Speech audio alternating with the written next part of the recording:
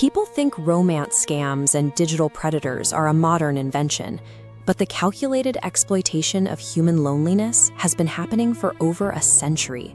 To see how dark that trap can get, we have to go back to the summer of 1916, to the quiet district of Cinkota, Hungary. Europe was tearing itself apart in the bloody chaos of the First World War.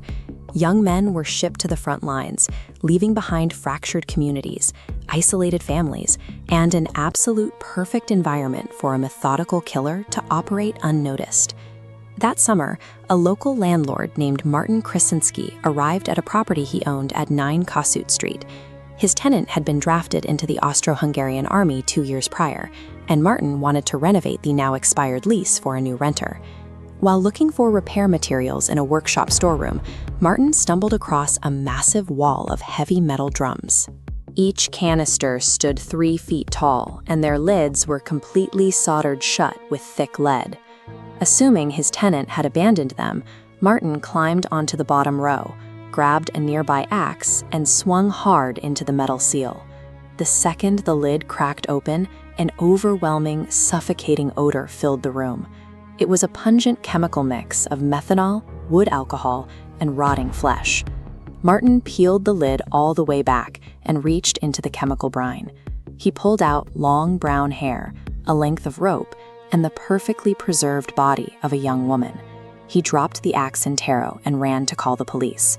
By cracking open that single canister, Martin had accidentally unearthed what would soon become one of the most prolific murder investigations in European history.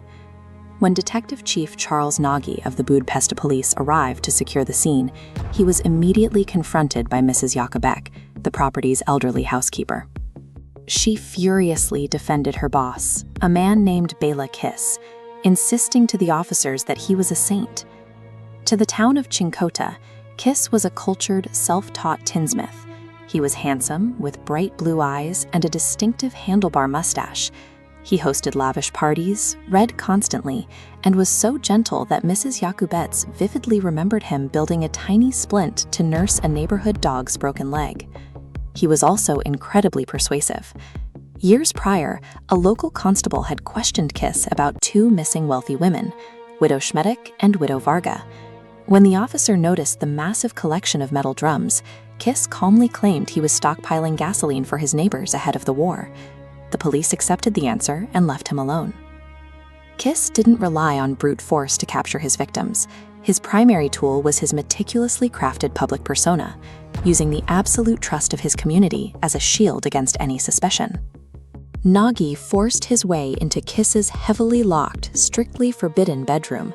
Inside, the shelves were lined with occult literature and books detailing advanced poisons and manual strangulation. This chart breaks down the terrifying discovery Nagy made inside the central desk. Operating under the alias Hoffman, Kiss had been placing matrimonial ads in national newspapers since 1903. Out of 174 proposals, he had actively accepted 74, separating their letters into neat, methodical bundles. He ran those responses through a rigid, predatory algorithm.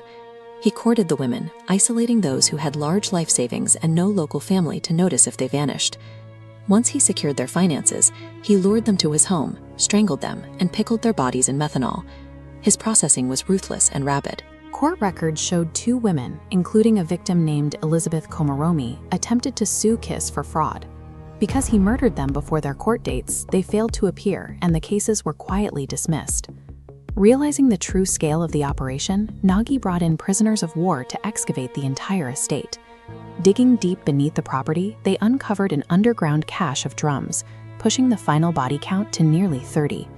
The deepest drums held a distinct exception to his Lonely Hearts scheme. Nagy unearthed the bodies of Marie, Kiss's young wife, and her lover, Paul Bukhari. The town assumed they had run off to America in 1912. Instead, Kiss had slaughtered them in a jealous rage and added them to his chemical storage. Kiss utilized his professional tinsmithing skills to engineer an industrial-scale processing plant for human lives, blending technical expertise with cold, mechanical calculation. Nagy had to catch him before the trail vanished. Kiss had been conscripted into the 40th Honved Infantry Brigade back in November 1914. The detective froze all outgoing mail to prevent a tip-off, and tracked his unit into the freezing, chaotic trenches of the Carpathian Mountains. Amidst the fog of war, tracking a single soldier felt impossible. But in October 1916, a Serbian military hospital sent word that Bela Kiss was recuperating there. Naji rushed to Serbia, ecstatic to finally corner the killer. Escorted into the recovery room, he approached a figure lying completely motionless in the hospital bed. Naji reached out, grabbed the man's shoulder, and pulled him onto his back. The man in the bed was dead. And it wasn't Bela Kiss. Kiss had somehow been tipped off.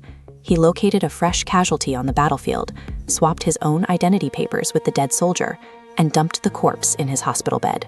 By assuming a dead man's identity, Béla Kiss resurrected himself as a ghost and vanished into the collapsing remnants of Europe. The killer soon morphed into an international urban legend. In the spring of 1919, witnesses swore they saw him strolling near the Margaret Bridge in Budapest, walking right through his old hunting grounds. 5 years later, in 1924, a soldier in the French Foreign Legion reported a fellow legionnaire going by the name Hoffman.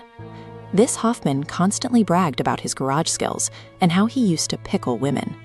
By the time police arrived, the man had deserted. The most credible sighting happened in Ocean Away in 1932.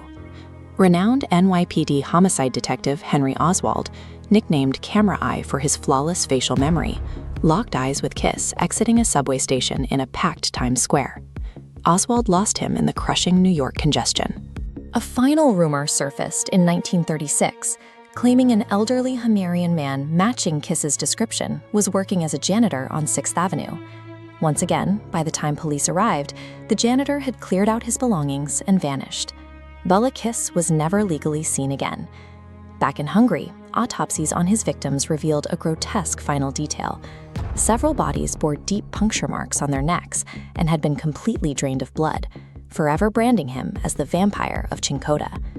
Outsmarting two warring empires, the military forces and global police forces, Bela Kiss remains an unprecedented anomaly in criminal history.